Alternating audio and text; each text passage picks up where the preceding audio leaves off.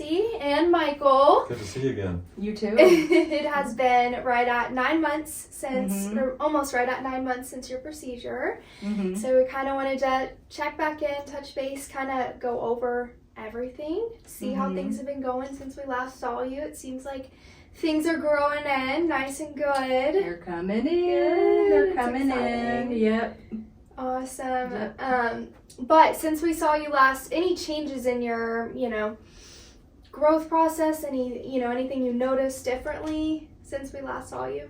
I've noticed actually, since it's gotten a little longer and I can really see it better, that it's funny. I have to color the front more because my hair is its darkest in that back section where it came from. So my hair before was naturally the lightest in the front. Right. So now with the new hairs coming in that are darker, but it's not a problem because I work at a salon with plenty of colors. So. That works. Yeah. That's so interesting. I think that's something that you probably understand as well. Yeah, because it was when I had mine done. Of course, I was a lot younger, but it was a little darker when it first came in. Mine was. Yeah. And then of course now it's all gray, but at least it's still there.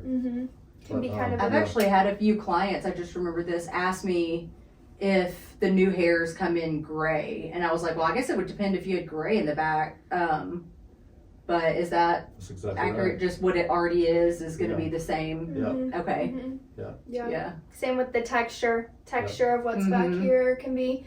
For some people, can be sometimes a little curlier, a little wavier, things like that. Than I it is know a lot front. of people that it's curlier, much more in the back than the rest. Than up front. So there's little changes, I think, with styling and learning how to work with it, that kind of stuff. And sometimes when it grows in, especially if we do a larger procedure for a patient, the hair doesn't have the cuticle, which is, as you know, the outside kind of coating of the hair at first. So the cuticle's not there yet. So the hair has a little different curlier texture, and so they struggle with not struggle, but it's just different for them to try to blend it in. And then slowly as they grow it and they cut it, that cuticle comes in and it just blends in with the rest of the hair, which is the same challenge I had. It was, at first it was a little different texture. People didn't notice, but I could tell. Right. And then over time it just became like the rest of the hair. Oh yeah, that's like extensions. The nicer ones will be fully cuticle intact in the same direction, the roomy hair, and then sometimes the less expensive ones, they're a little harder to style out, but I can see that. That makes sense. Yeah, it's really interesting. Now, as far as, I know we kind of talked about how you kind of concealed things, covered things up after, because obviously you had a little bit of redness after, your scabs fell off, things like that.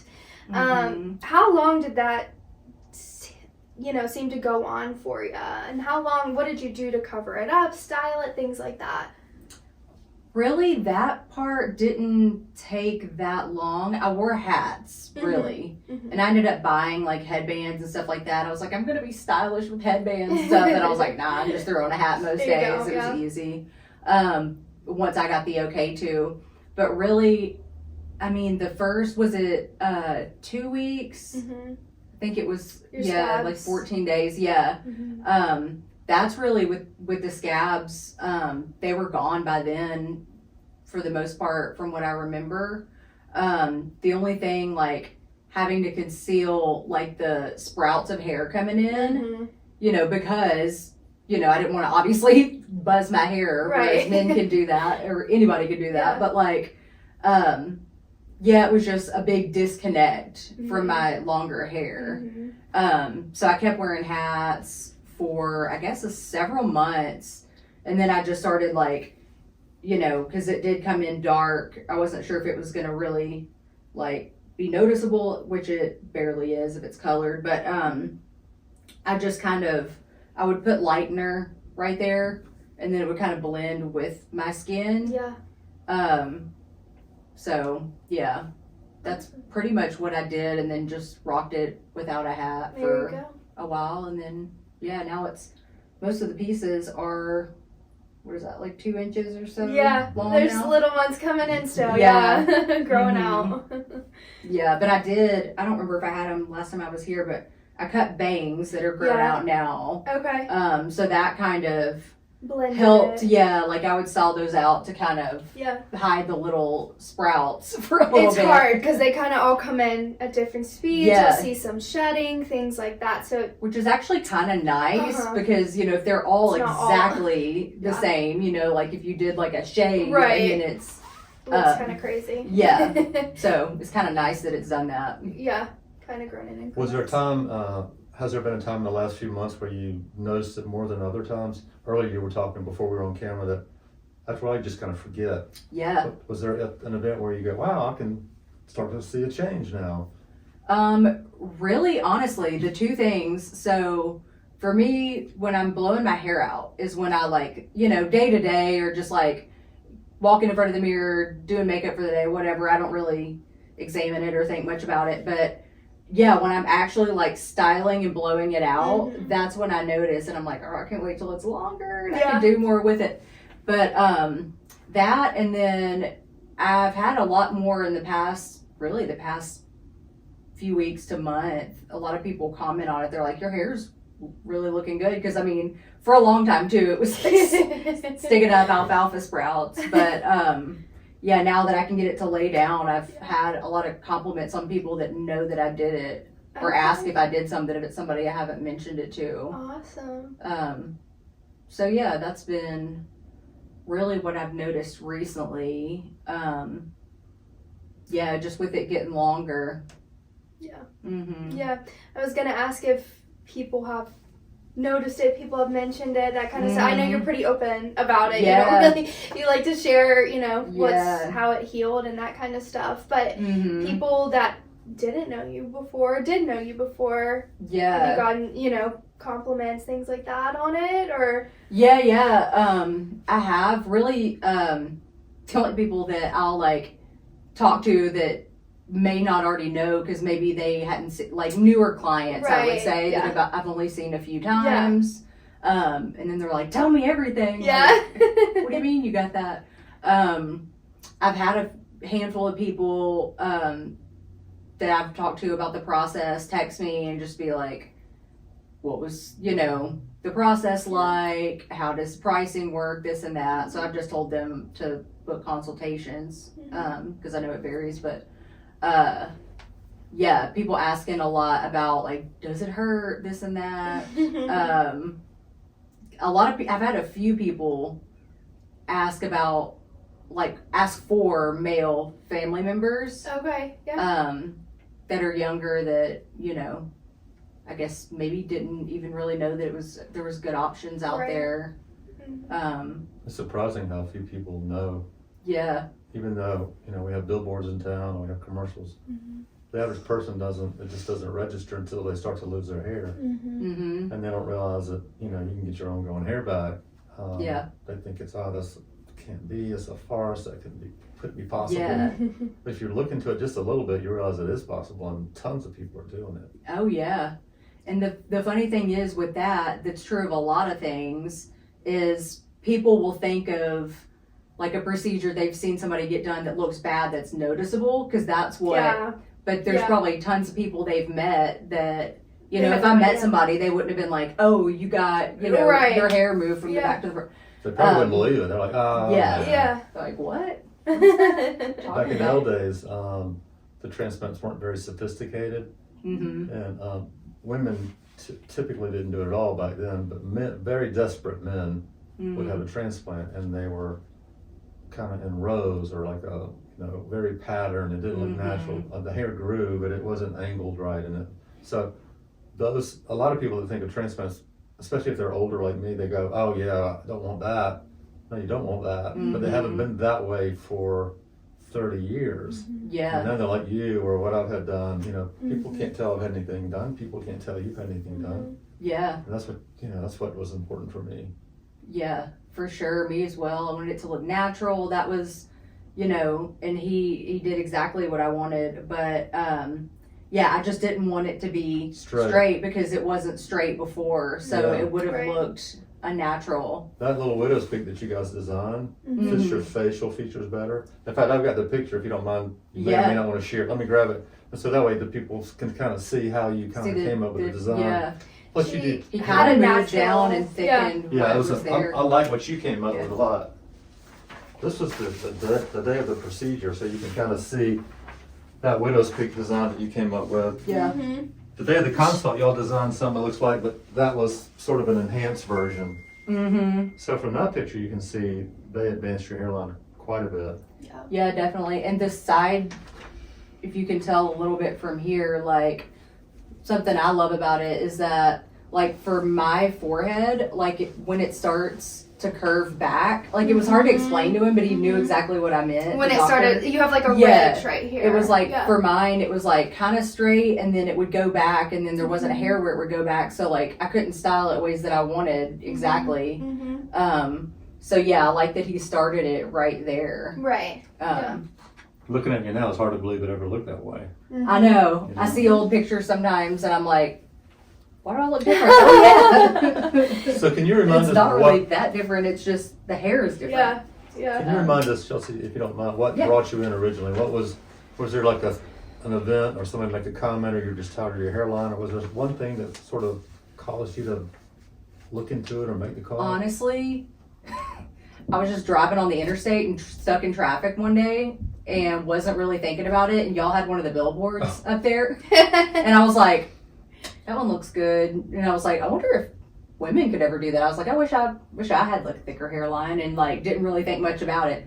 And then later I was just looking it up on my phone just out of curiosity. And then I'm seeing before and afters of a few women. There's not a ton Right. online that I found. Mhm. And I was like, this actually looks good. And so I was just like, Yeah. well, can't hurt to make a consult. So it wasn't like, honestly, that thought out. And she'll tell you, like, when I came for my consult, I'm like, can I do it like tomorrow? What do you got this week?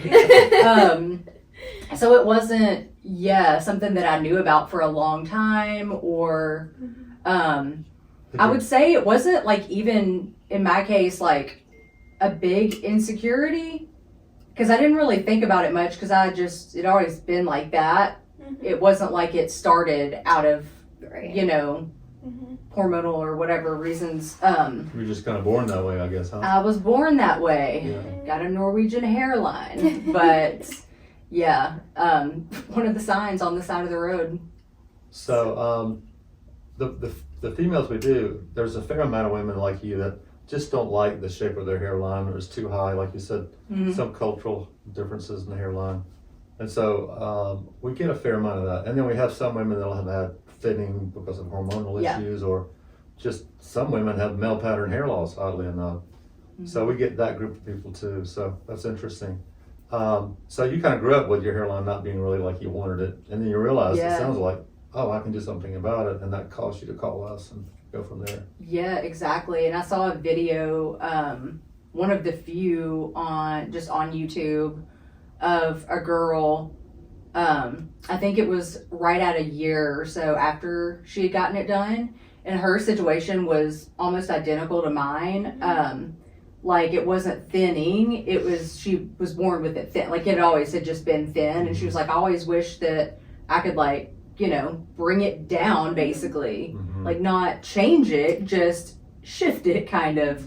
And I think the design you came up with did exactly that. Yeah. You just kind of I'm brought it super down. happy. I mean, I wouldn't change anything from how we did it. Yeah. Yeah, That's very pleased. I know when we were doing your pre-surgical consultation that it was really important. You wanted to make sure that you had the slight widow's peak that you have always had. So again, like Michael said, it really frames your face really, really well, looks natural, that kind of stuff. We really kept the shape of your hairline, just kind of reinforced it, reframed it.